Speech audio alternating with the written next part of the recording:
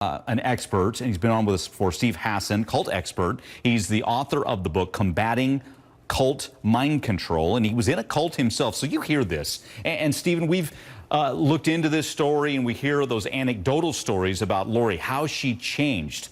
Let's go with your story. What made you vulnerable to a cult, and what changes went on in your mind and heart? So for my story, we have to go back to 1974. I was 19 years old and a college student, was raised in Queens, conservative Jewish background. And my vulnerability was my girlfriend dumped me and the recruiters were attractive women flirting with me. But I would just comment, as a mental health professional who's been helping people get out of cults for 40 years, that there are a variety of variables that make people vulnerable, like death of a loved one, illness, moving to a new city, state, or country, graduation, losing a job. I think the general public tends to look at people who get into mind control cults and say there's something wrong with them. And there are some people with mental illness who get into mind control cults, but the overwhelming number of people that I've been in touch with are basically normal people who've been situationally vulnerable and perhaps innocent or too trusting of someone.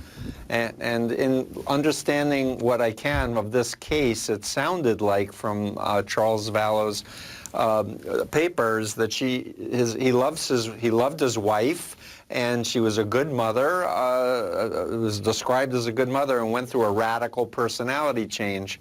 And in my case, I went through a radical personality change. I dropped out of college, quit my job, donated my bank account, believed my family was satanic, and I didn't believe in Satan prior to being in the cult, and was sleeping 3 to 4 hours a night, and programmed with irrational fears that any doubts were coming from evil satanic entities.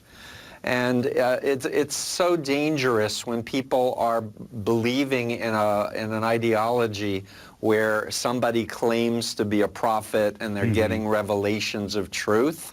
It's very easy to sidestep any rational judgment if you think the world's coming to an end and somebody you trust is telling you they have revelations that you need to do X, Y, or Z.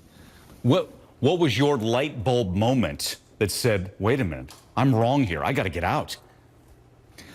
So I did, my light bulb moment followed after 2.5 years, a near fatal van crash where I fell asleep at the wheel, 2 weeks in a hospital and a surgery, and then a 5-day deprogramming that my family organized with ex-members. And I was so indoctrinated that I said on the 4th day something like, I don't care if Moon is like Hitler. I've chosen to follow him and I'll follow him to the end. Moon was the Korean Messiah that I had been trained to follow. But it was so opposite of who I was, and at the point that I was educated about Chinese communist brainwashing, some of the light bulbs turned on in my head. The light bulb moment was actually reading one of Moon's speeches and realizing Moon was a liar. And if he's a liar, how could he be a man of God? And how can I trust him?